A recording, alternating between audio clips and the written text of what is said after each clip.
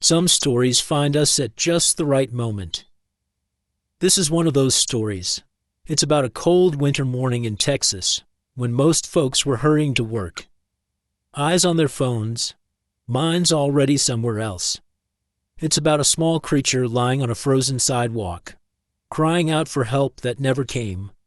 And it's about one woman, tired, ordinary. Nobody special, who decided to stop when everyone else walked on by. Maybe you've been that person before. The one who noticed when others didn't. Or maybe you've been the one who walked past and still think about it sometimes. This story isn't here to judge. It's here to remind us of something my mother used to say while she stood at the stove making Sunday breakfast. The smell of bacon and buttermilk biscuits filling our little kitchen. The measure of a person ain't what they do when folks are watching. It's what they do when ain't nobody looking. So settle in, pour yourself some coffee, and let me tell you about a dog named Hope. Maple Avenue, Elmwood, Texas. 6:47 a.m., temperature 28 degrees. Frost clung to the sidewalk like white dust on an old piano. The houses along the street sat quiet, their windows still dark. American flags hanging limp in the windless cold. Somewhere down the block, a porch light flickered, left on all night by someone who'd forgotten. Or maybe someone who couldn't sleep. Under the old oak tree in front of the house number 114, something moved. A puppy, German Shepherd, maybe 8 months old, fur matted with dirt and something darker, dried and crusted along her hind legs.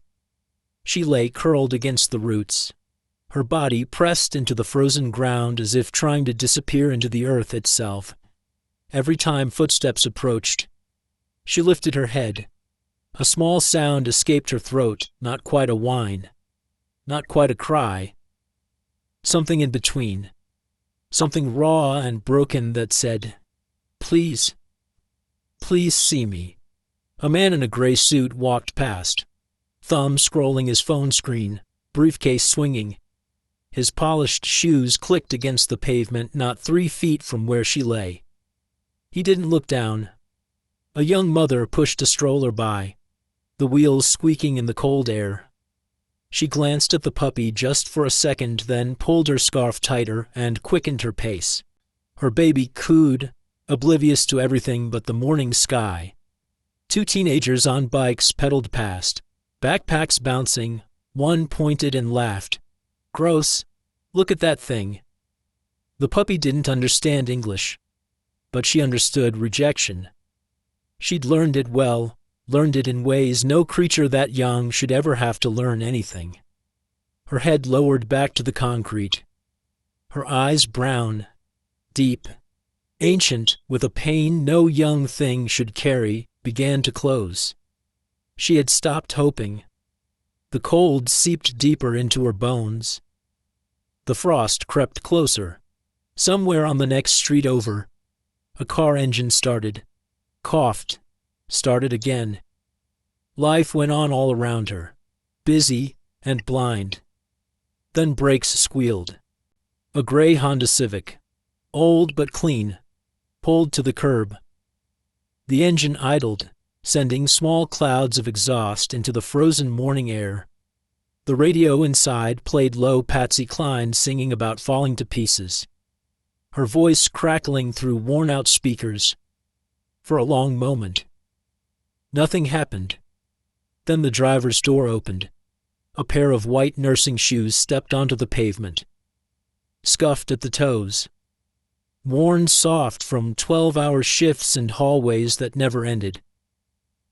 Sarah Mitchell stood in the cold, breath turning to mist, staring at the small broken thing under the oak tree. She was 34 years old. She was exhausted, bone-tired in a way that sleep couldn't fix. She'd just worked 12 hours in the ER, holding hands with folks taking their last breaths and bandaging up others who'd lived to see another day. She was nobody's hero, just a woman trying to get home. But she had stopped. And that puppy, the one the whole world had walked past, lifted her head one more time. Their eyes met. The puppy's tail moved. Just once. Just barely. A question more than a greeting. A hope she probably shouldn't have allowed herself to feel. Are you the one who will stay? Sarah didn't know the answer yet. Didn't know what she was getting herself into.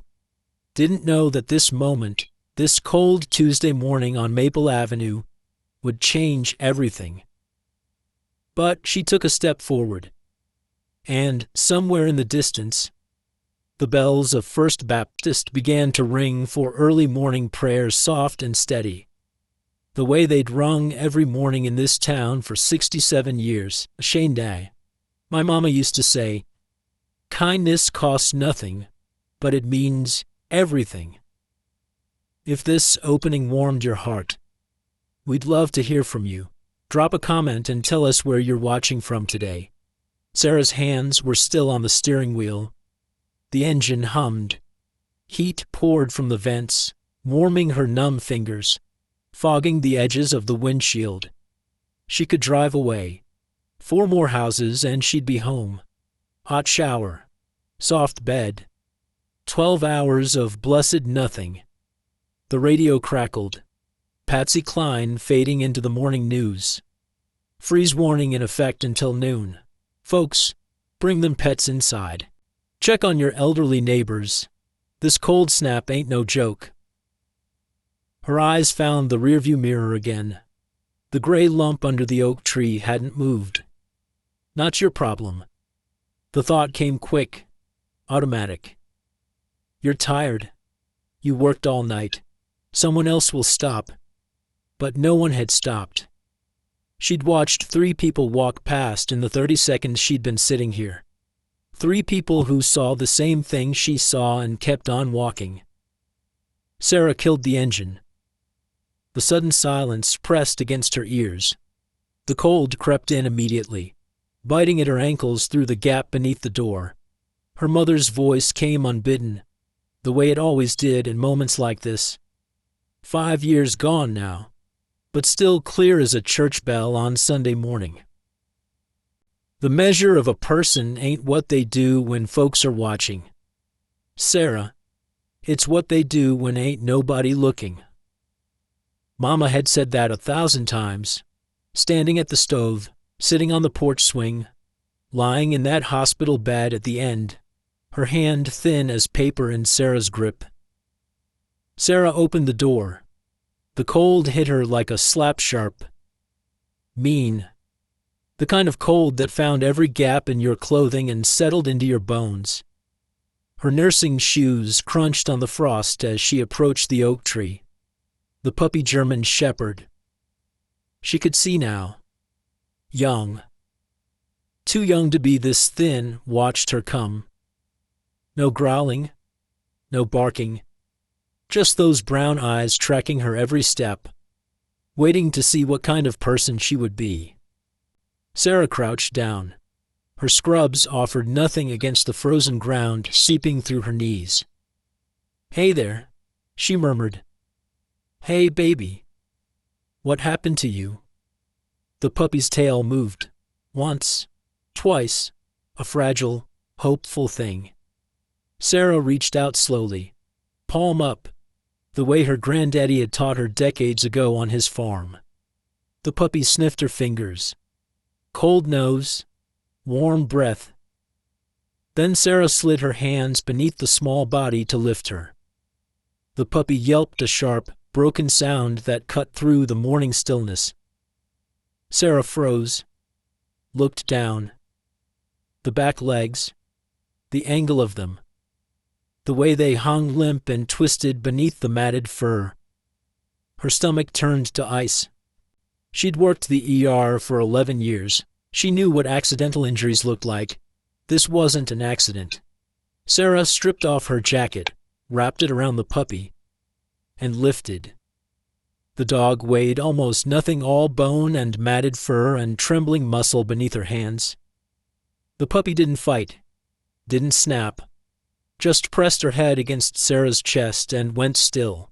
like she'd decided to trust this stranger with whatever was left of her life, or like she'd stopped caring what happened next.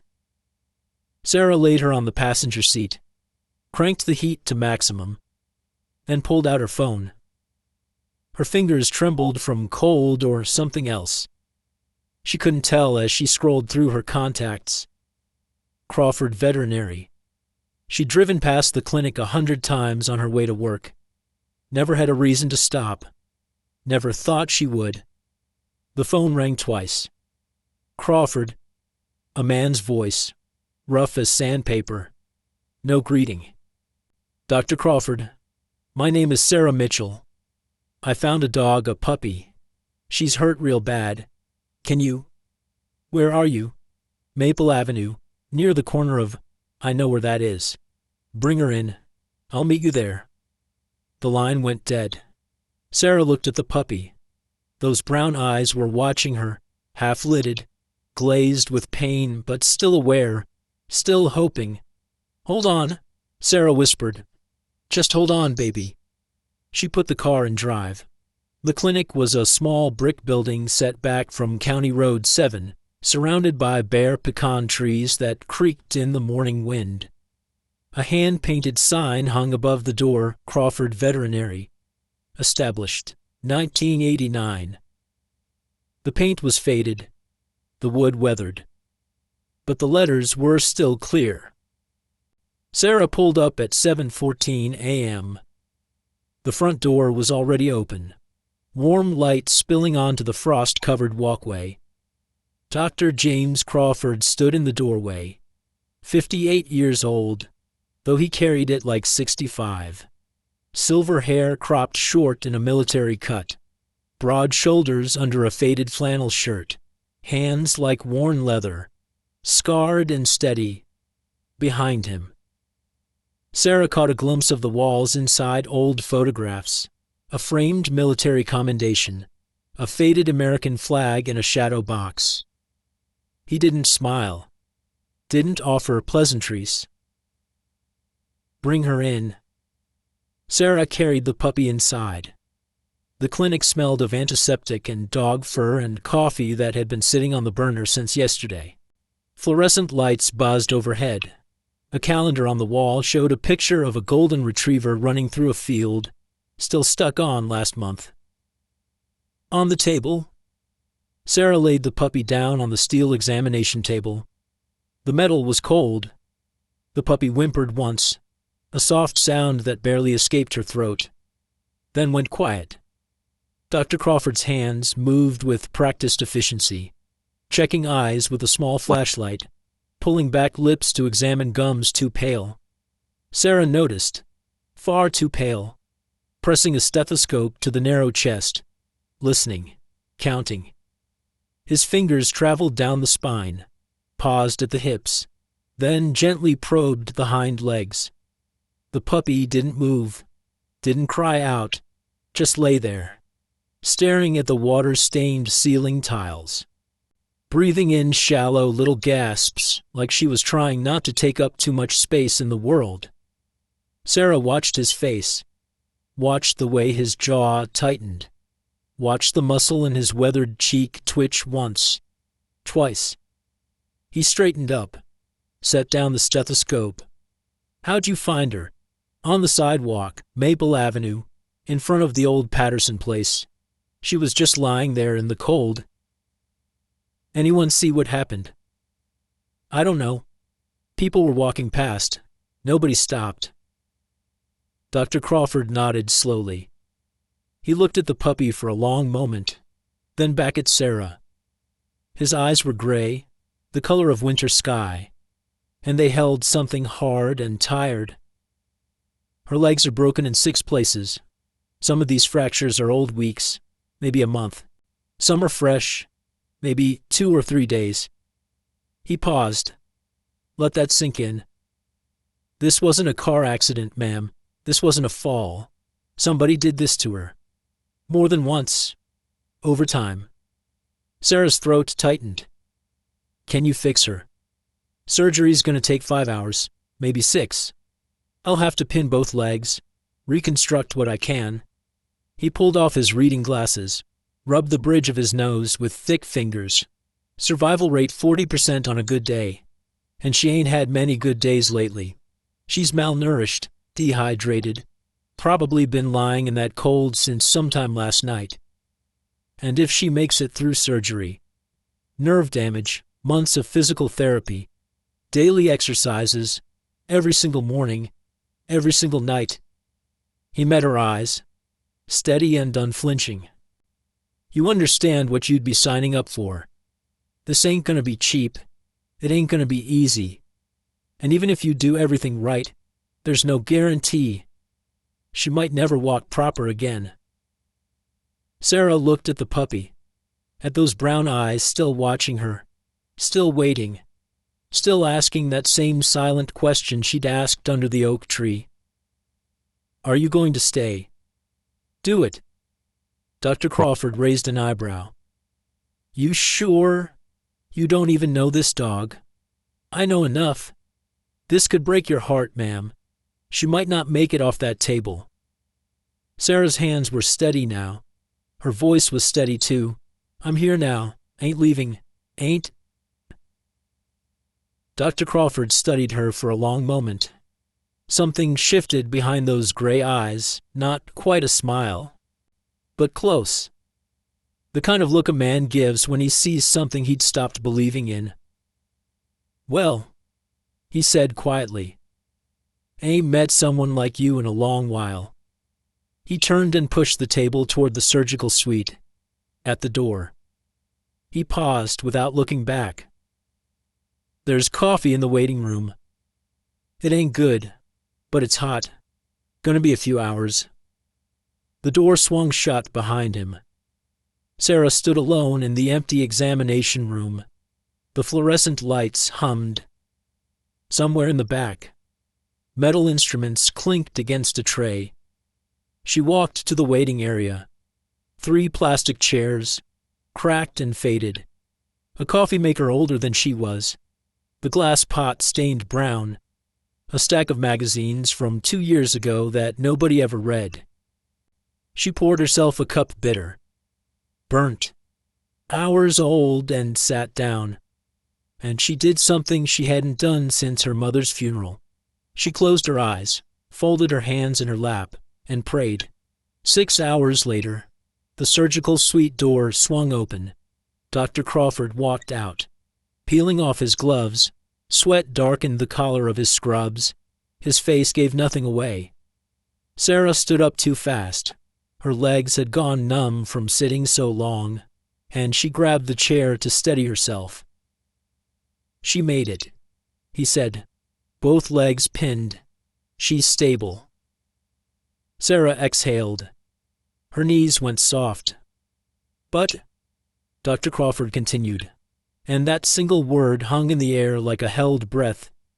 He looked at her, and for the first time, she saw something like worry in those gray eyes.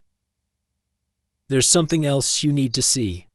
Dr. Crawford led Sarah down a narrow hallway. The smell of antiseptic grew sharper with each step. Old linoleum creaked beneath their feet. The recovery room was small, just a single lamp casting yellow light over a padded crate in the corner. The walls held more photographs, dogs with their owners. Thank you cards with faded ink. A framed picture of a younger James Crawford in army fatigues, kneeling beside a German shepherd with a military vest. The puppy lay inside the crate, wrapped in clean towels. Both hind legs were encased in white bandages, held rigid by metal pins that glinted under the lamplight. An IV line ran from her front leg to a bag of fluids hanging on a metal stand. Her eyes were open, glassy from the anesthesia, but open. She's a fighter, Dr. Crawford said quietly. Most dogs in her condition would have given up on that table. Heart stopped twice. Brought her back both times. Sarah crouched beside the crate. The puppy's head turned toward her slow, heavy, like moving through deep water. Hey, Sarah whispered. Hey, baby. You made it. The puppy's tail moved. Just the tip, Just barely. Dr. Crawford pulled up a metal stool and sat down with a heavy grunt. He rubbed his eyes with the heels of his hands. "Here's what you're looking at," he said. "Both legs pinned. Fractures stabilized. But the nerve damage." He shook his head. "Won't know the full extent until the swelling goes down. Could be weeks before we see what we're really dealing with." "What does that mean for her?" "Means she needs physical therapy. Every single day. Morning and night. Range of motion exercises, muscle stimulation, assisted walking. If those muscles don't get used, they'll waste away. Atrophy sets in fast." He looked at her straight. "And if that happens, she'll never use those legs again." "How long?" 3 months minimum, probably longer." He leaned forward, elbows on his knees. "You got a job. Night shift, ER nurse at Cedar Hills. So you'll be doing therapy at 5 in the morning before work. And again when you get home after midnight. Every single day. No days off. No excuses." Sarah looked at the puppy, at those brown eyes watching her through the haze of medication. "I can do that. Even if she never walks again. Even if you do everything right and she still ends up dragging herself around for the rest of her life. Even then." Dr. Crawford was quiet for a long moment. Then he nodded slowly. "All right." He pushed himself to his feet, knees popping. "I'll write up the exercise routine. Show you everything before you leave. And I want her back here every 2 weeks for x-rays and evaluation." He started toward the door, then stopped. She got a name. Sarah hadn't thought about it until that moment. But looking at this small, broken creature who had survived what should have killed her, who had looked death in the face twice on that operating table and refused to stop breathing, there was only one word that fit. "Hope," Sarah said. "Her name is Hope."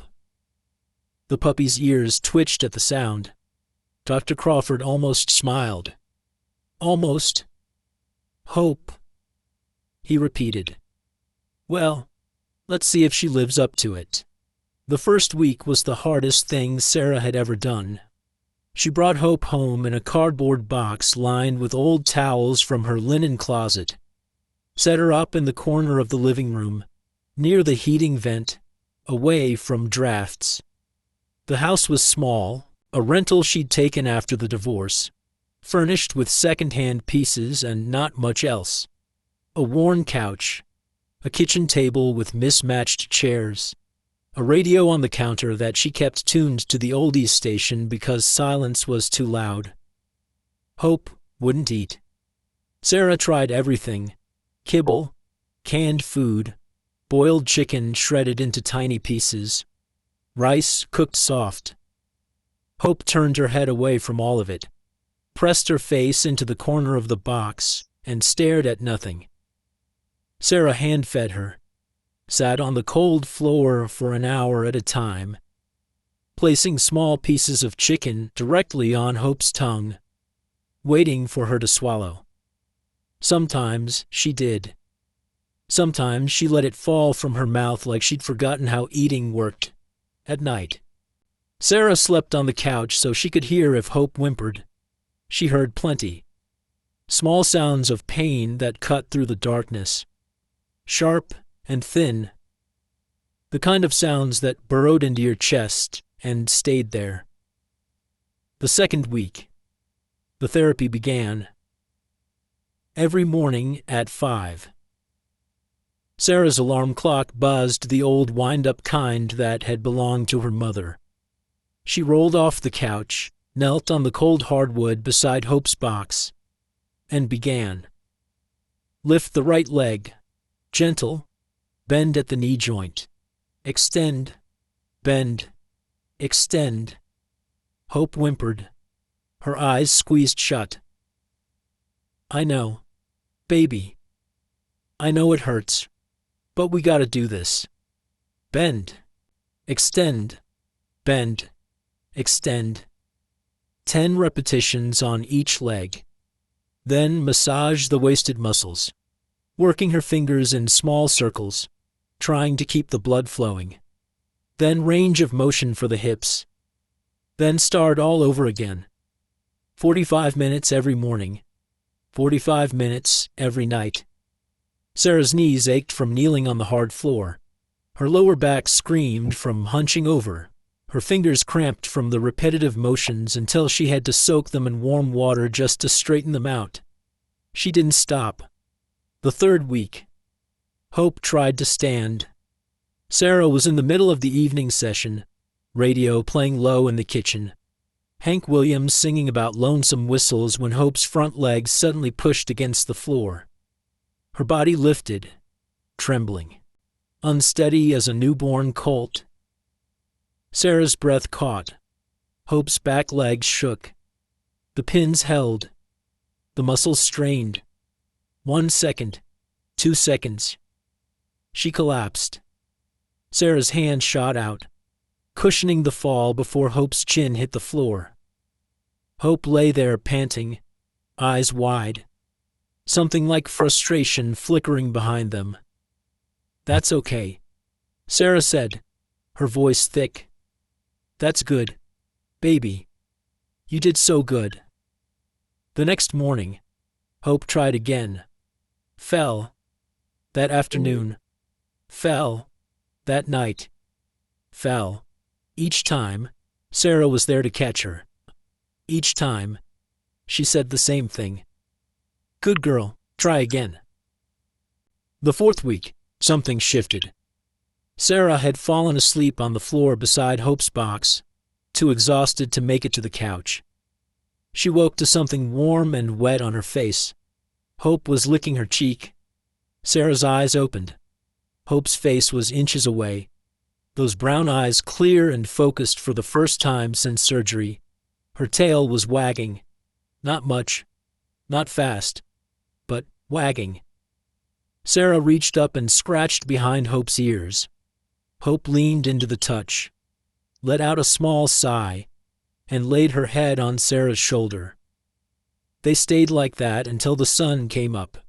Across the street, Eleanor Patterson stood at her kitchen window, coffee mug warming her arthritic hands, watching the lights in Sarah's house. 5 a.m. Every single morning. That girl's lights came on at 5 a.m. Eleanor had lived on Maple Avenue for 43 years, watched neighbors come and go, watched good people and bad people, watched folks who talked big about kindness, and folks who practiced it quiet. When nobody was keeping score, she knew which kind Sarah Mitchell was. "Lord have mercy," Eleanor murmured to herself. "That girl's got more grit than folks half her age." She took a sip of her coffee and watched the sunrise paint the frost-covered street in shades of rose and gold. The last morning of the first month, Sarah knelt on the living room floor, a small treat in her fingers, holding it just out of reach. "Come on, girl. You can do it." Hope's front legs pushed. Her body lifted. Her back legs trembled and held. 1 second. 2 seconds. 3 seconds. She was standing. Sarah's heart slammed against her ribs. She didn't move. Didn't breathe. 4 seconds. 5. Hope took a step forward. Her back leg buckled. She crashed down. But she had stood. 5 full seconds. And she had taken a step. Sarah leaned forward, pressed her forehead gently against Hope's. "Good girl," she whispered. "Now do it again." Hope's tail thumped against the floor, and somewhere behind those brown eyes, Sarah saw something that hadn't been there before. Not just trust, determination.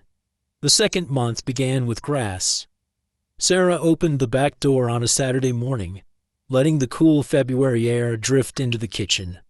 Hope stood beside her, weight balanced on all 4 legs, now unsteady, still favoring her right side, but standing. "Go on, girl. Go outside." Hope didn't move. Sarah looked down. Hope was staring at the backyard at the small patch of brown winter grass. The bare pecan tree with its twisted branches. The wooden fence lined with dead honeysuckle vines waiting for spring. Her ears were flat against her head. Her body trembled. "It's just the yard. Hope. Just grass." Hope took a step backward, away from the door, away from the outside. Sarah crouched down, studied Hope's face. Those brown eyes weren't looking at the yard like it was unfamiliar. They were looking at it like it was dangerous. Like something bad had happened out there, in some other yard, some other life. And then Sarah understood. Hope had never been allowed outside. Not freely. Not to run, not to play, not to feel grass under her paws. Whatever life she'd lived before, wherever she'd come from, she'd been kept inside. Caged. The outside world wasn't freedom to her. It was where bad things happened. Sarah's chest tightened. She stood up, walked out into the yard, and sat down in the middle of the brown grass. The ground was cold through her jeans. Morning dew soaked into the denim. She patted her thigh. "Come on, girl. I'm right here. Ain't nothing gonna hurt you." Hope stood at the threshold. Her front paws touched the wooden step. Stopped. 1 minute passed. The wind chimes on the back porch tinkled softly. Somewhere down the street, a truck engine rumbled to life. 2 minutes. Sarah didn't move, didn't call out again. Just sat there in the cold, wet grass, waiting, letting Hope decide for herself. 3 minutes. Hope's right paw lifted, touched the grass. She flinched like it had burned her, pulled it back. Sarah stayed still, kept her breathing slow and easy. Hope tried again. Right paw down, left paw down. She was standing on the grass now. Body rigid as a fence post. Ears swiveling at every sound, a mockingbird calling from the pecan tree. A car passing on the street. The neighbor's screen door banging shut. 1 step, then another, then another. She reached Sarah, sat down beside her. Pressed her body against Sarah's legs so hard that Sarah could feel her heart beat through the fur fast. Frantic, slowly steadying. Sarah reached down and scratched behind her ears. "See? Not so scary. Huh?" Hope's nose twitched. She sniffed the grass, sniffed Sarah's knee, sniffed the cold morning air. Then she looked up at Sarah, and something in her expression shifted. Not quite relaxation, but curiosity. The first real flicker of it Sarah had seen since that frozen sidewalk. "That's my girl." They sat in the yard for an hour. Hope never went more than 2 feet from Sarah's side. But she was outside. She was breathing fresh air. She was learning, slowly, that the world wasn't all pain and cages and locked doors. It was a start. The knock came 3 days later, on a Tuesday afternoon. Sarah opened the front door to find Eleanor Patterson standing on the porch. The old woman held a ceramic dish covered with aluminum foil, steam rising from beneath it. The smell hit Sarah like a warm embrace. Peaches, brown sugar, butter, cinnamon. "Well, I figured it was high time I introduced myself proper," Eleanor said. She had a voice like honey poured over gravel sweet, but weathered by 72 years of living and a lifetime of raising 3 boys on her own. "I'm Eleanor. Ellie. To my friends, I live over at 114, right where you found that poor baby of yours." Sarah stepped aside. "Please, come in. I'm Sarah." "Oh, I know who you are, honey. Been watching you from my kitchen window every morning. Not in a creepy way. Mind you, Eleanor winked. Just an old woman with too much time and not enough sense to mind her own business. She handed Sarah the dish. The ceramic was warm against her palms. Peach cobbler. My Harold's recipe, God rest him. He always said the secret was a little extra vanilla and a whole lot of patience. Eleanor's eyes softened at the mention of her husband's name.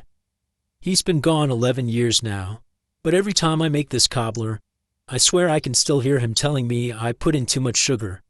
Thank you. You really didn't have to. Course I didn't have to.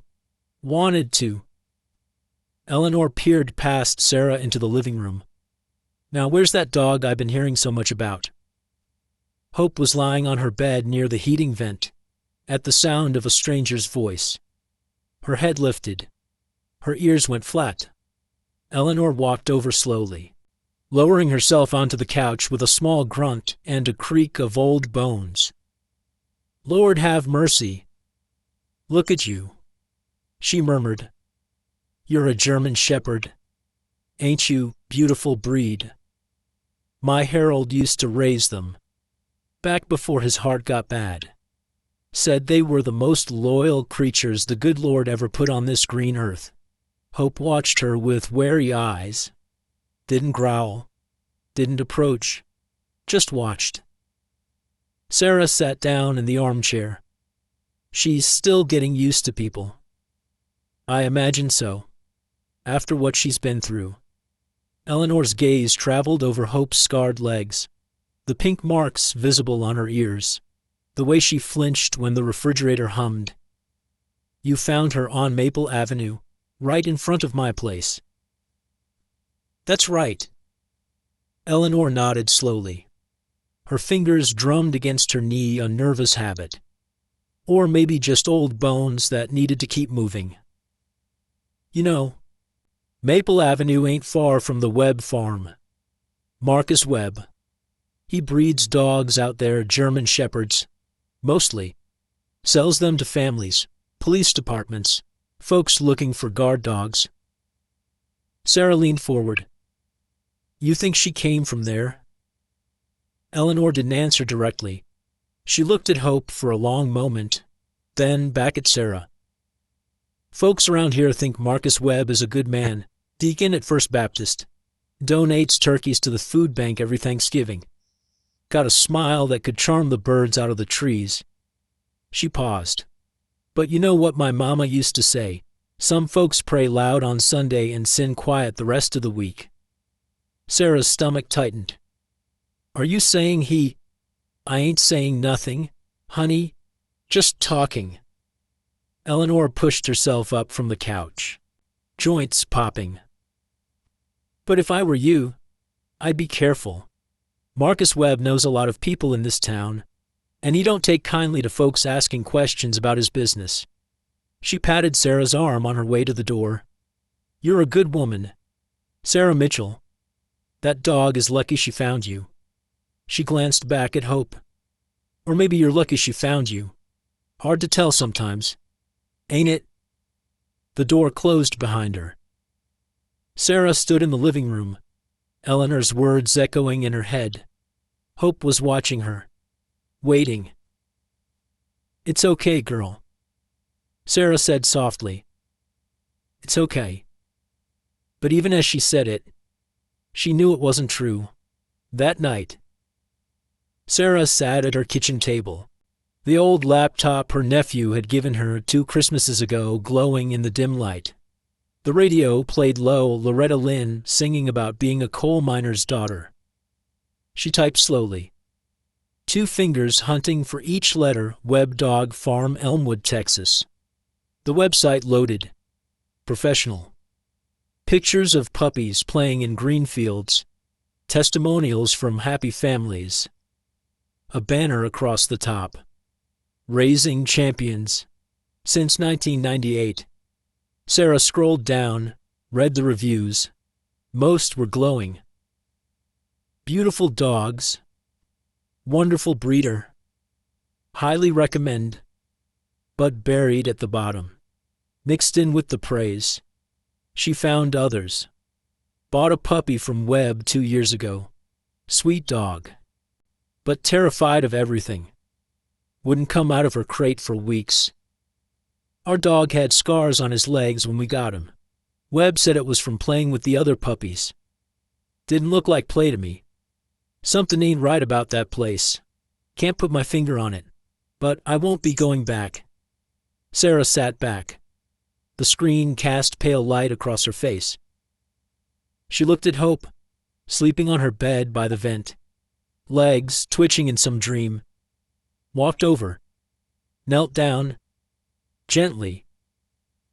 She lifted Hope's left ear. The scar was there, the one she'd noticed before but never examined closely. Not a bite mark, not a scratch from playing. A cut. Clean, deliberate.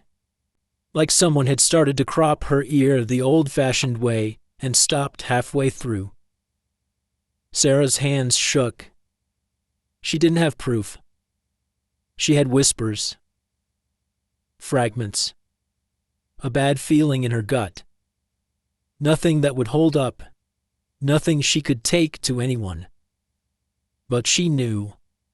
She knew where Hope had come from. She knew what had been done to her. And somewhere out there, the man who had done it was still raising dogs, still selling them to families, still smiling his charming smile every Sunday at First Baptist. Sarah looked into Hope's sleeping face, at the scars, at the fragile trust this broken creature had placed in her hands. "I won't let him near you," she whispered. "I promise." Hope's ear twitched. Her tail moved once in her sleep. Outside, the wind picked up. The old oak tree in Eleanor's yard creaked and groaned like it was trying to tell secrets. The third month arrived wrapped in unexpected warmth. A freak February thaw rolled through Elmwood, pushing temperatures into the low 60s. The frost melted. The grass turned from brown to pale green. Cardinals and blue jays returned to the bare trees, filling the mornings with song. And Hope started to run. It happened on a Sunday morning. Sarah had led her out into the backyard for her usual cautious exploration. Hope had been walking the perimeter of the fence, sniffing at the corners, growing braver each day. Then a squirrel darted across the top of the fence. Hope's head snapped up. Her body went rigid. Every muscle tensed. And she ran. Not a limp, not a careful hobble. A run. Her back legs churned, still uneven, still weaker on the left but moving, carrying her across the yard in a blur of black and tan fur. She didn't catch the squirrel.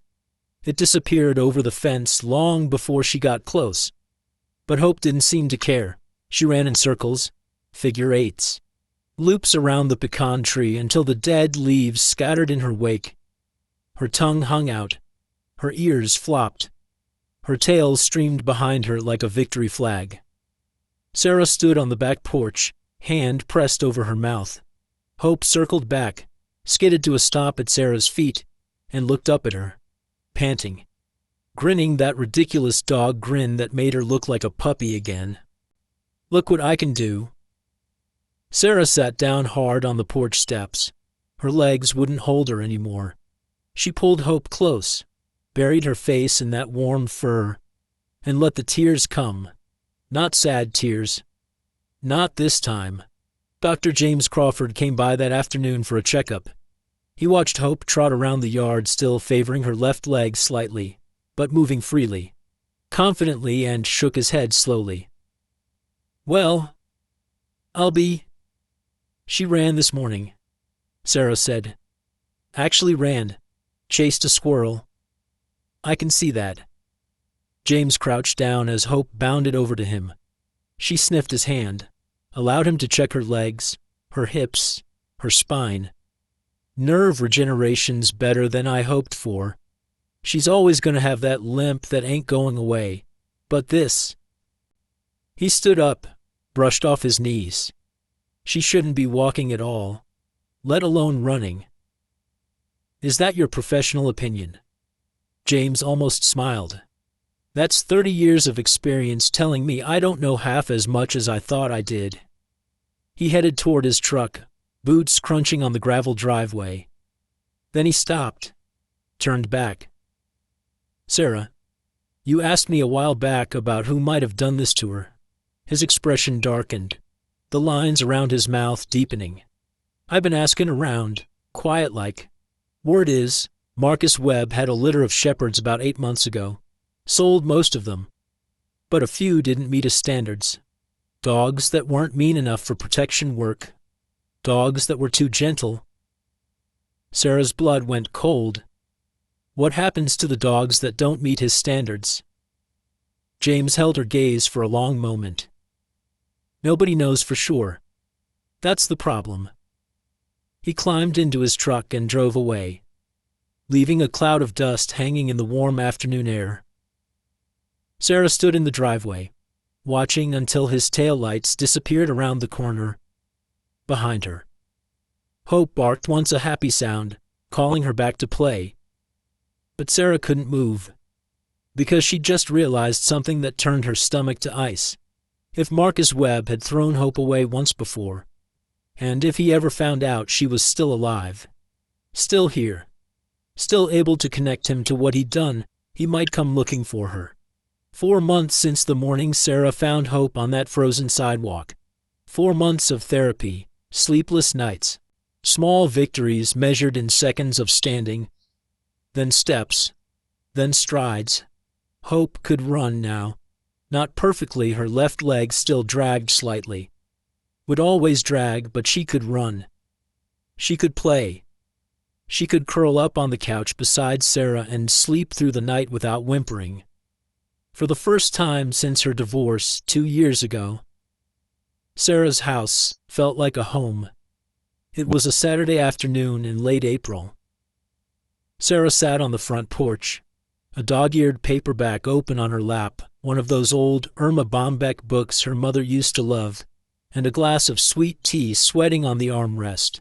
The air smelled of fresh-cut grass and the first honeysuckle blooms coming in along the fence. Somewhere down the street, a lawnmower droned its lazy Saturday song. Hope lay at her feet, nose twitching at every passing scent. Her tail swished lazily against the porch boards, content. Then the black pickup turned onto Maple Avenue. Sarah didn't notice it at first. Trucks came and went all day, neighbors heading to the hardware store, delivery drivers, folks taking shortcuts to the highway. But Hope noticed. Her head lifted. Her ears flattened against her skull. A low sound started deep in her chest. Not quite a growl. Not quite a whine. Something ancient and afraid. Sarah looked up from her book. The pickup rolled to a stop in front of her house. Engine idling. A deep rumble that seemed to vibrate through the porch boards. Tinted windows hid whoever sat inside. Then the driver's door opened. A man stepped out. 45, maybe a few years older. Tall. Broad shoulders straining against a blue flannel shirt. Sleeves rolled to the elbows. His hair was brown, shot through with gray at the temples. Combed neat. His smile was wide and warm and didn't reach his eyes. Sarah knew who he was before he said a single word. Afternoon, ma'am. His voice was smooth as warm butter, friendly. The practiced voice of a man who'd spent his whole life making people like him. Name's Marcus Webb. I run a farm down on County Road 12. Breed dogs, mostly. Maybe you've heard of me. Hope scrambled to her feet, but she didn't bark, didn't lunge.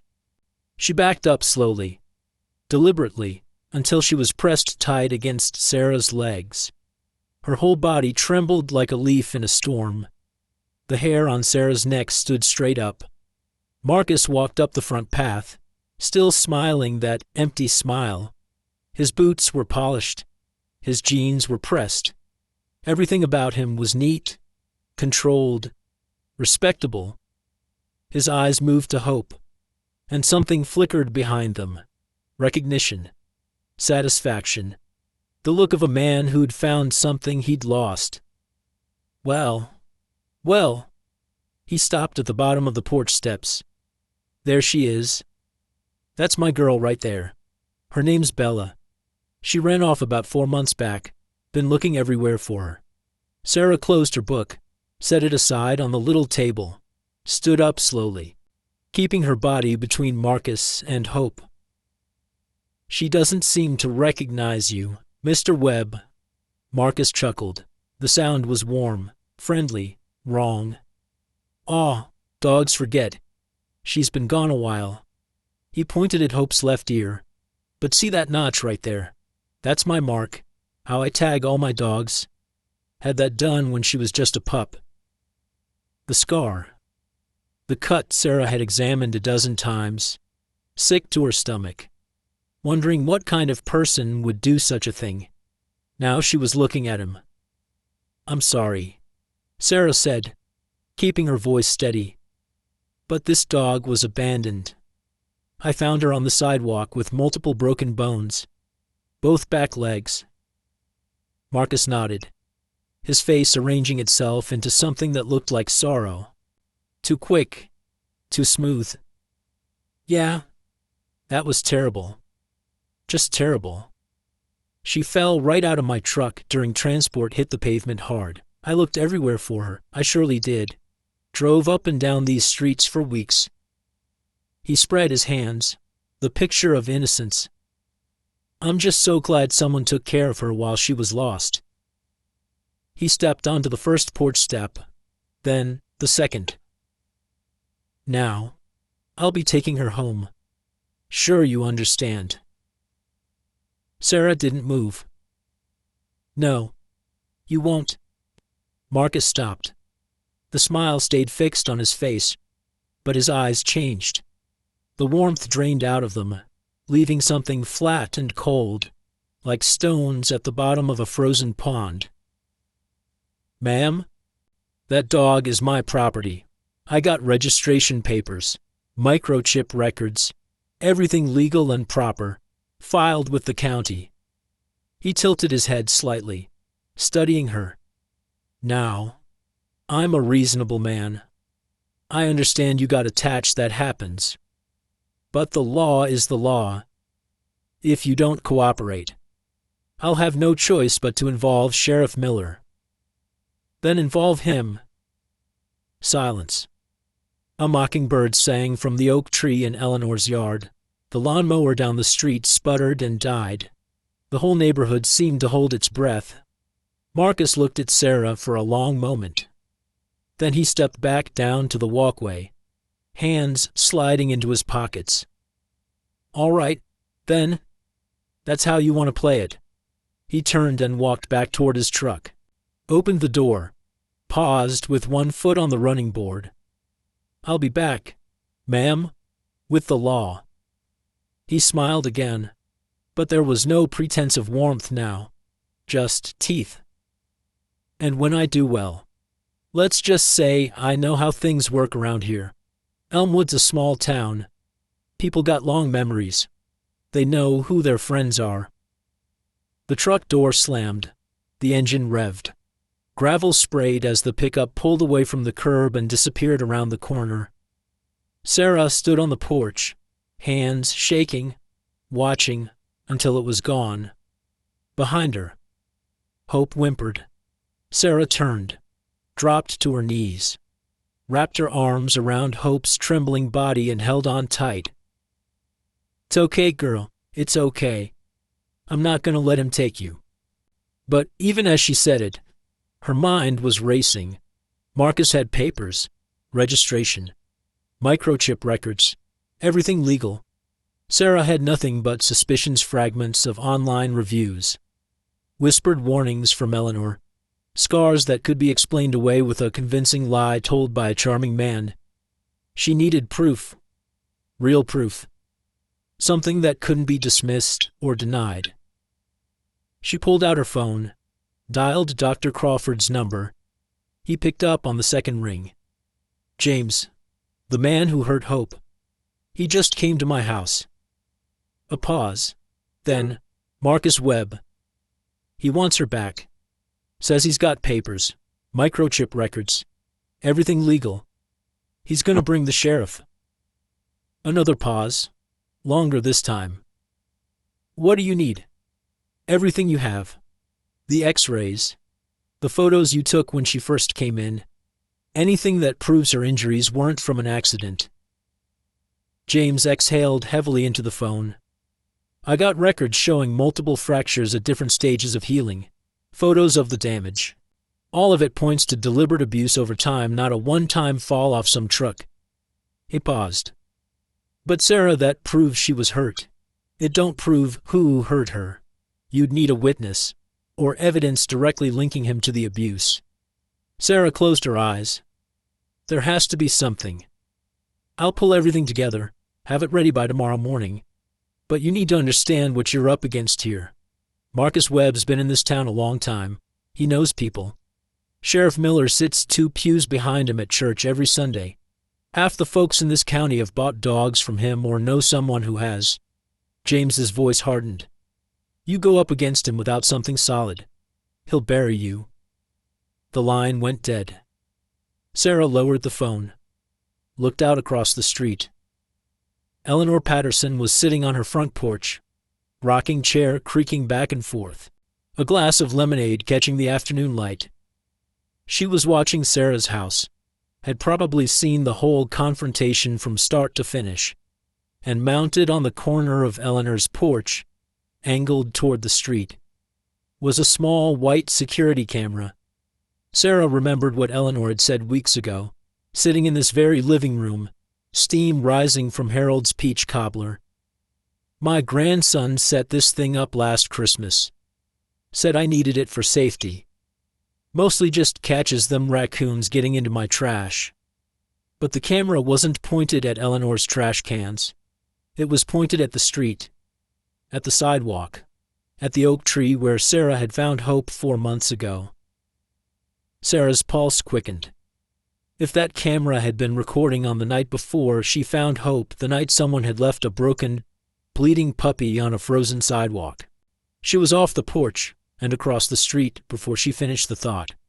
Eleanor's living room smelled of lavender sachets and old books and the faint mustiness of furniture that had been in the same place for 40 years. Lace curtains filtered the afternoon light into soft patterns on the hardwood floor. A grandfather clock ticked steadily in the corner, marking time the way it had since Eleanor's wedding day in 1971. Sarah perched on the edge of the floral print sofa, knee bouncing, while Eleanor hunched over an ancient laptop on the coffee table. Lord, I don't know what a cloud's got to do with my camera. Eleanor muttered, squinting at the screen through her reading glasses. But my grandson Tyler, not Marcus's nephew. My daughter's boy. He set this whole contraption up. Said it saves everything to some computer somewhere in California. She clicked through folders, her arthritic fingers slow on the trackpad. Here we go. January 14th. Night before you found her, right? Right. Eleanor clicked. The screen filled with grainy footage her front yard, the sidewalk, the oak tree, all rendered in the green-gray tones of night vision. The timestamp read 11:47 p.m. For a long moment, nothing moved. Empty street, empty sidewalk. The oak tree's bare branches swaying in the winter wind like skeleton fingers. Then headlights appeared at the edge of the frame. A car pulled to the curb. The footage was too grainy to make out the model or the plates. 2 figures climbed out, thin, gangly, moving with the jerky energy of teenagers. They walked to the back of the car, opened the trunk, pulled something out. Even in the grainy footage, Sarah could see it was a dog. Limp, not moving. One of the figures carried it to the oak tree and dropped it on the frozen ground like a bag of garbage. The other figure, taller, wearing a dark hoodie, pulled something from his jacket, Long, thin, a bat. He swung. Sarah's hand flew to her mouth. He swung again and again. The shorter figure's shoulders shook, laughing. Then they got back in the car and drove away. The whole thing took less than 90 seconds. Eleanor reached over and stopped the video. Her hand trembled. She pressed it flat against the table to steady it. "Lord have mercy," she whispered. "Lord have mercy on us all." Sarah stared at the frozen screen, at the small dark shape lying motionless under the oak tree. "Those aren't grown men," she said. Her voice sounded strange, far away. "They're kids. Teenagers. I know. Honey, can you see their faces? The license plate?" Eleanor shook her head slowly. "Too dark. Too grainy. But that taller one, the way he moves, the way he carries himself." She was quiet for a moment. "I've seen him before. At church. He comes sometimes with his uncle."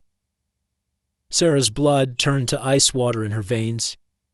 His uncle, Marcus Webb. The sheriff's station sat on Main Street, a squat brick building sandwiched between the post office and Henderson's Hardware. Sarah pushed through the front door Monday morning. The memory card clutched in her hand like a lifeline.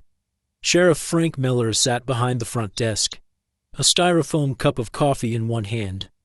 The Elmwood Gazette spread open before him. He was 55, soft around the middle, with a gray mustache that drooped at the corners like it was tired of holding itself up. He looked up when Sarah entered. Something flickered across his face. Recognition. Maybe. Or wariness. "Ms. Mitchell, what can I do for you this morning?" Sarah placed the memory card on the counter. "I have video of what happened to my dog before I found her." Miller set down his coffee, picked up the card, turned it over in his thick fingers. "All right, let's take a look." He plugged it into his computer. Sarah stood on the other side of the counter, arms crossed tight over her chest, heart slamming against her ribs. The video played. Miller watched in silence, his face giving nothing away. When it ended, he leaned back in his chair and let out a long, slow breath. "Well," he said, "that's something. It shows two people beating her with a bat, leaving her to die in the cold. I can see that. Can you identify them?" Miller rubbed his mustache with his thumb and forefinger. "Hard to say. Footage is awful grainy. Could be just about anyone. One of them is Tyler Webb, Marcus Webb's nephew. My neighbor recognized him from church." Miller's eyes sharpened. "That's a serious accusation, ma'am. Mighty serious. Eleanor Patterson has known that boy since he was in diapers. She's certain. Eleanor Patterson is 72 years old and can't see past the end of her own nose without them Coke bottle glasses." Miller shook his head slowly. "Look, I understand you're upset. What's on this video is terrible, no question about it. But those figures could be anybody. And even if we could identify them..." He spread his hands on the desk. "They're minors. Juvenile court, sealed records. Probably end up with community service and a talking to." Sarah's fingernails dug into her palms. "And Marcus Webb. He's the one who gave them the dog. Who told them to. You got proof of that silence. Because what I see on this video is two unidentified individuals. I don't see Marcus Webb anywhere on it. He owns that dog. He reported a dog missing 4 months ago. Filed the paperwork proper and everything." Miller's voice had gone flat now, patient in a way that made Sarah's skin crawl. "He's got registration papers, microchip records, everything legal. Those injuries weren't from any fall. Dr. Crawford's medical records prove..." "Prove what, exactly?" Miller interrupted. "That the dog was hurt, nobody's disputing that. He pushed the memory card back across the counter. I'm sorry, Ms. Mitchell, I truly am. But there's nothing here I can take to a judge. Not without more. Sarah stared at him, at this man in his pressed uniform, his comfortable chair, his morning coffee going cold. You go to church with him, she said quietly. With Marcus Webb. Every Sunday. Miller's face hardened to stone. I'd be real careful about what you're implying. Ma'am? I'm not implying anything. Just stating a fact. And here's another fact for you. He stood up, and suddenly he seemed bigger, filling the space behind that counter. Marcus Webb is a respected member of this community. He's been here 30 years. He donates to the fire department, the youth baseball league, the food pantry at First Baptist. He's got friends in this town, good friends. Miller leaned forward slightly. You've been here, what, 2 years? 3. You don't know how things work around here yet. So let me explain it plain. You go around making accusations you can't prove. You're the one who's going to end up looking bad, not him. Sarah took the memory card. Her hand was shaking. She hated that it was shaking. So, that's it. He just gets away with it. Miller sat back down, picked up his newspaper. Have a good day, Ms. Mitchell. The whispers started that afternoon. Sarah didn't know how small towns had their own kind of telegraph, but by the time she clocked in for her shift at Cedar Hills Memorial that evening, the whole hospital seemed to know. Conversation stopped when she walked into the break room. Eyes slid away from hers. Someone coughed into the sudden silence. Sarah, her supervisor, Linda, appeared at her elbow. Can I see you for a moment? They stepped into the hallway. The fluorescent lights hummed overhead, harsh and unforgiving. I've been getting calls, Linda said. Her voice was careful, measured, the voice of someone walking through a minefield. From people in the community, asking about you, about your situation with Marcus Webb.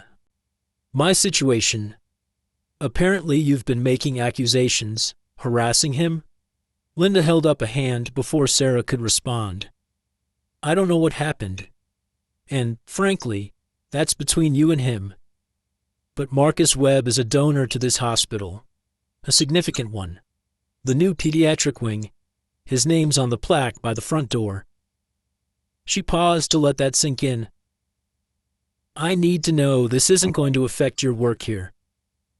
Sarah opened her mouth, closed it. Are we clear? Yes. Sarah heard herself say. The word tasted like ashes. We're clear. Linda nodded and walked away. Sarah stood alone in that fluorescent hallway, the smell of antiseptic burning in her nostrils. Nurses and orderlies passed by, none of them meeting her eyes. Her face burned, her throat burned. She wanted to scream, to throw something, to run out into the parking lot and keep running until her legs gave out. Instead, she went to work, smiled at patients, changed IVs and checked vitals and pretended everything was fine while the whispers followed her from room to room like a bad smell. 3 days later, Marcus Webb returned. This time, he brought company. Sarah was on the front porch, Hope pressed close against her legs. When the black pickup rolled to a stop, behind it came a sheriff's cruiser, light bar dark but somehow menacing in the afternoon sun. Marcus stepped out first, that same smooth smile on his face. Sheriff Miller followed, a manila folder tucked under his arm. Ms. Mitchell. Miller's voice was formal now, official. Mr. Webb has filed a formal complaint for the return of his property. I have here a court order, signed by Judge Harrison this morning, requiring you to surrender the animal in question. He held out the folder. Sarah didn't take it. This is legal, ma'am. Proper and legal. You can contest it in court if you want. Hire yourself a lawyer. But until a judge says otherwise, the animal goes back to its registered owner. Hope whimpered, pressed harder against Sarah's legs. Marcus walked up the path, boots clicking on the concrete, still smiling. No hard feelings, ma'am. I'm a forgiving man. I truly am. A good Christian. He spread his hands wide, the picture of benevolence. I just want my property back. A small crowd had gathered on the sidewalk. Neighbors. People Sarah had smiled at and waved to for 2 years. They stood with arms crossed, faces unreadable. Sarah looked at them, looked for sympathy, support, any sign that someone might step forward and help. She found nothing, just eyes that wouldn't meet hers, just silence. Sarah? Miller's voice carried a warning now. Don't make this harder than it needs to be. Sarah's knees gave out. She sank down onto the porch, arms wrapped around Hope's trembling body. The wood was hard and cold through her jeans. Her vision blurred. I'm sorry. She whispered into Hope's fur. I'm sorry, baby. I tried. I did everything I could. And it wasn't enough. I wasn't. Her voice broke, shattered into pieces she couldn't put back together. Hope licked her face, whimpered, tried to crawl into her lap like a puppy. All 60 pounds of her. Marcus stepped onto the porch. His shadow fell across them both. He reached down toward Hope's collar, and then a voice rang out across the yard, sharp as a rifle crack. Hold it right there, Marcus. Everyone turned.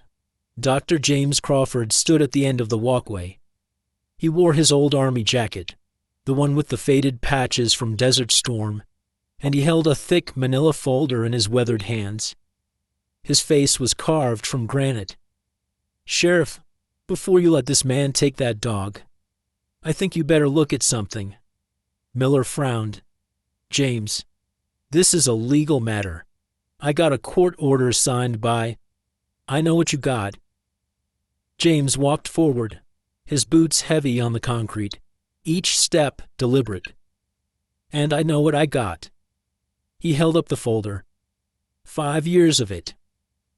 Marcus's smile flickered. Just for a second. A crack in the mask. James. His voice stayed warm, friendly, the voice of an old friend at a church potluck. Come on, now. We've known each other. What, 20 years? You know me. You know I love my dogs like family. James stopped in front of him, close enough that Sarah could see the vein pulsing in his temple, the white of his knuckles where he gripped the folder. I know what you do to 'em when ain't nobody looking. He opened the folder, pulled out a stack of photographs, x-rays, documents covered in typed words and official stamps. This here is the dog you're trying to take. He handed the first x-ray to Miller. 6 fractures in both hind legs, some weeks old, some fresh. Patterns consistent with repeated blunt force trauma over time. Not a fall, not an accident. He let that hang in the air. Somebody took a bat to this animal. More than once. Over months. Miller studied the x-ray. His mustache twitched. James pulled out more papers. And she ain't the only one. Over the past 5 years, I've treated 4 other dogs from Webb's place. All German shepherds. All with similar injuries, broken bones. Old fractures healed wrong. Scars in places dogs don't get scars from playing. He laid them out like cards on a table, all with stories about accidents and falls that didn't add up. I kept records, kept photos, kept my mouth shut because I didn't have enough to prove anything. Now hold on just a minute, Marcus started. James talked right over him. He pulled out a final document, a single sheet of paper with a notary stamp at the bottom and a signature in blue ink. This here is a sworn statement from Tommy Reeves. Worked at your farm for 3 years. Marcus, quit 2 years back. James read aloud, his voice flat and hard. I witnessed Mr. Webb use a wooden bat to discipline dogs that didn't meet his training standards. I saw him break a puppy's leg on purpose because it wouldn't bite on command. I saw him order his nephew Tyler to dispose of dogs that were too gentle for protection work. I quit because I couldn't take it no more. I should have said something sooner. I'm saying it now. Silence. The crowd on the sidewalk had grown. 15 people. 20. Word traveled fast in a town like Elmwood. Marcus's face had gone the color of old putty, but that smile stayed fixed in place, painted on like it was all he had left. That's nothing but lies. Tommy Reeves was a thief and a drunk. I fired him for stealing equipment. He's got a grudge against me. That's all this is. I ain't finished. James turned to the crowd. His eyes found Eleanor Patterson, standing at the edge of her front yard, arms crossed over her chest. Ellie, you got that tablet? Eleanor nodded. She held up the device her grandson had given her, the one she still didn't quite understand, but had figured out well enough for what mattered. Camera footage from the night before Ms. Mitchell found that dog. James took the tablet, turned it so everyone could see. Watch and listen. He pressed play. The grainy footage filled the screen. The 2 figures, the car, the limp body pulled from the trunk like trash, the bat rising and falling. Someone in the crowd made a sound, a gasp, a moan. A woman turned her face away. But this time, James turned up the volume. Static. Wind. And then voices young, careless, laughing. Think that's enough. Uncle Marcus said make sure it don't walk no more. Said to finish what he started. Man, this is messed up. Just do it. He told me if we don't, he'll tell my mom about the weed. You want that? More laughter. The wet sound of the bat connecting. A yelp that cut off too quick. Then footsteps. A car door. An engine fading into nothing. James paused the video. Finish what Uncle Marcus started. That's what the boy said. He looked at Sheriff Miller. That boy is Tyler Webb, Marcus's nephew, and he just admitted on camera, in his own voice, that Marcus ordered this done. The silence stretched so tight it seemed ready to snap. Marcus's smile was gone now. His face had gone slack, gray, old in a way it hadn't been 5 minutes ago. Sweat darkened the collar of his flannel shirt. This is ridiculous. His voice cracked on the last word. You can't prove that's Tyler. You can't prove Marcus. A new voice. Quiet. Heavy as stones. Everyone turned. Sheriff Frank Miller was staring at Marcus Webb. Something had cracked behind his eyes, some wall he'd built over years of Sunday dinners and church handshakes, and looking the other way because it was easier. I've known you a long time, Miller said slowly. Sat in the same pew for 15 years. Ate Thanksgiving dinner at your table. I bought my daughter's dog from you when she was 10 years old. He paused, swallowed. But I also took an oath. Swore to uphold the law and protect folks who can't protect themselves. His voice hardened. Right now, I'm looking at evidence that says you've been hurting animals for years and using your own nephew to help cover it up. Marcus's mouth opened, closed, opened again. Frank, come on, now. You know me. You know I'd never. I thought I knew you. Miller's voice was tired, old. The voice of a man who'd just watched something he believed in crumble to dust. Maybe I just didn't want to look too close. Maybe that's on me. He turned to the crowd. found Tyler Webb standing at the back, a gangly 16-year-old with acne scars and eyes that wouldn't stay still. "Tyler, I need you to come with me to the station. We need to have a conversation." Tyler's face crumpled like wet paper. He looked at his uncle, looked for help, for guidance, for some sign of what to do. Marcus said nothing. Didn't even glance at him. Just stood there, staring at nothing, like the world had stopped making sense. Tyler's shoulders dropped. He walked forward on shaky legs and stood beside the cruiser. Miller turned back to Marcus. "And you, I'm gonna need you to come in too. Answer some questions." He held up a hand. "You ain't under arrest. Yet. But I'd strongly advise you to call yourself a lawyer." For a long moment, Marcus didn't move. His eyes swept across the crowd, all these people he'd smiled at for years, shaken hands with, prayed beside. All these people now looking at him like they'd never seen him before. Then something went out of him. His shoulders sagged, his chin dropped. He walked to the cruiser without another word. The crowd scattered slowly. Neighbors drifted back to their houses, voices low, heads shaking. The story would be all over town by supper, all over the county by morning. Sarah stayed on the porch, arms still wrapped around Hope. Her legs wouldn't hold her. Her mind couldn't catch up with what had just happened. James Crawford walked over, sat down heavily on the porch steps beside her, joints creaking. "You all right?" Sarah shook her head, nodded, shook it again. "I kept quiet for 5 years," James said. His voice was rough, scraped raw. "Saw those dogs come through my clinic. Saw what had been done to them. Knew in my gut something was wrong. But I didn't have enough proof. And Marcus..." He paused. Marcus knew how to smile, knew how to make folks like him, knew how to make you doubt what your own eyes were telling you. He looked at Hope. "I told myself I was waiting for the right time, waiting till I had enough evidence to make it stick." He shook his head slowly. "Truth is, I was scared. Scared of what would happen if I went up against him and lost." Sarah found her voice.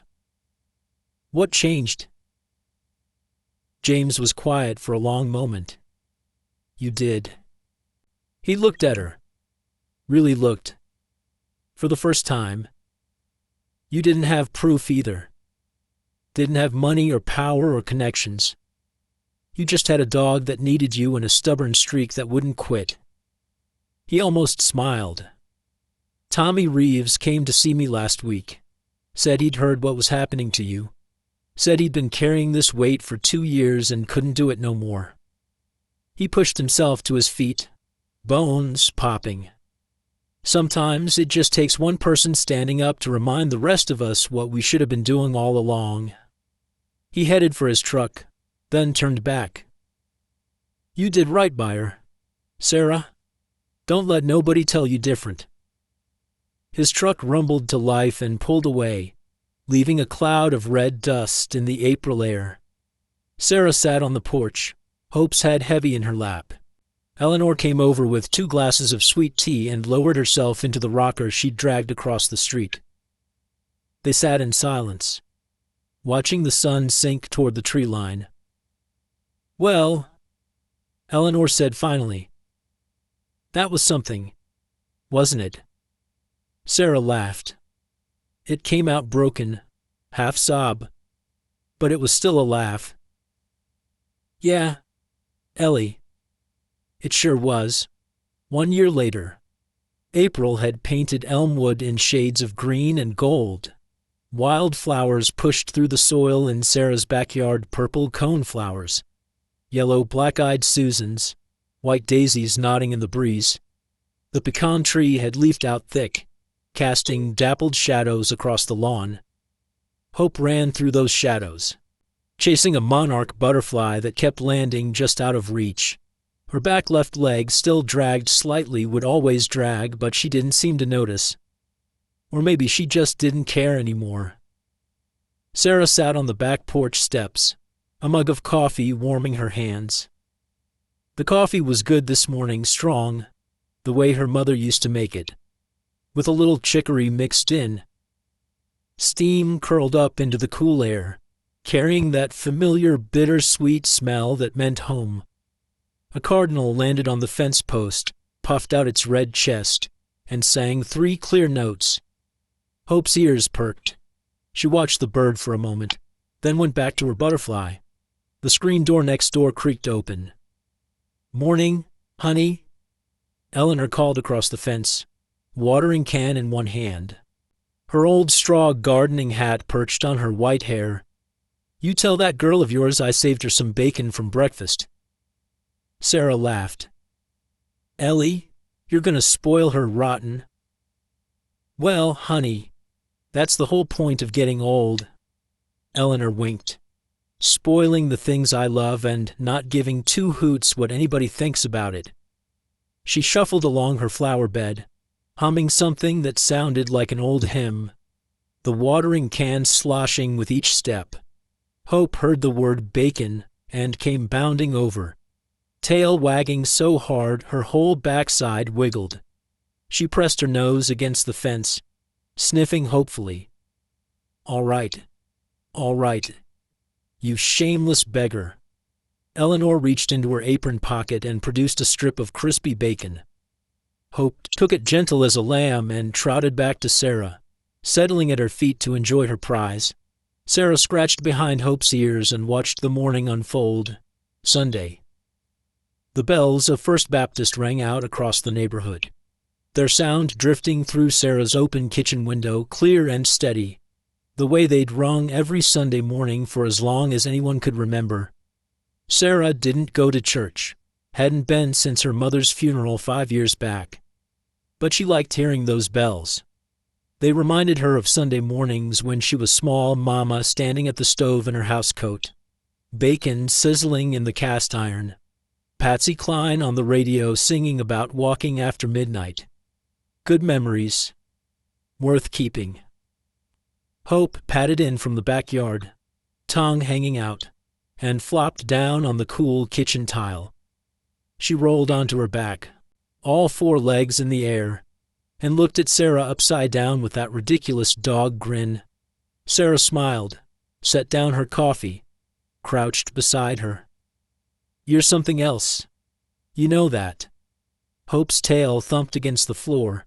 Sarah rubbed her belly, feeling the strong heartbeat under her palm, feeling the warmth of her, the aliveness of her. "You know what, Hope?" The dog's ears perked at her name. "I think we saved each other." Hope wriggled closer, pressed her head against Sarah's knee. Those brown eyes, the same eyes that had looked up from a frozen sidewalk 16 months ago, full of pain and fear, and one last flicker of hope, gazed up at her now with nothing but trust. Sarah stayed there for a while, sitting on the kitchen floor with her dog, listening to the church bells fade into the morning quiet. Afternoon sun slanted through the windows, warm and golden. The radio on the counter played low. Beautiful day out there, folks. Perfect weather to take a walk with your loved ones. Sarah stood at the sink, washing the breakfast dishes, looking out at the backyard. Hope lay stretched out in a patch of sunlight, belly to the sky, paws twitching in some dream. A mockingbird sang from the pecan tree. The wind chimes on Eleanor's porch tinkled soft and far away. Sarah dried her hands on the old dish towel, the one with the faded roosters that had belonged to her mother, and leaned against the counter. She thought about that winter morning, the frozen sidewalk, the small broken creature everyone had walked past. She could have kept driving, so easily. Just pressed the gas and gone home to her empty house. Her careful routine of not caring too much about anything. But she'd stopped.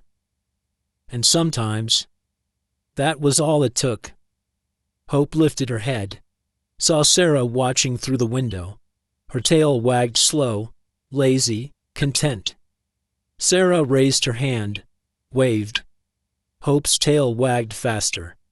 There's a quietness that settles after a story like this.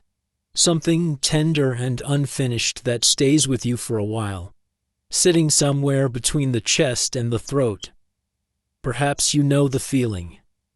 That familiar weight of having witnessed something close to your own life, not in the details, maybe, but in the shape of it. The way love sometimes finds us when we least expect it. The way we keep going even when we're bone-tired and not sure it matters. Many of us have stood at some crossroads like Sarah did, carrying something heavy that nobody else could see, loving someone or something without applause or recognition, being the one who stopped when it would have been so much easier to keep driving. You don't need to take anything from this story. You don't need to find a message or carry a meaning forward. Some things are allowed to simply rest, to be felt, and then gently set down. It's enough that you were here. It's enough that you stayed. Thank you for listening. We're grateful you made it to the end.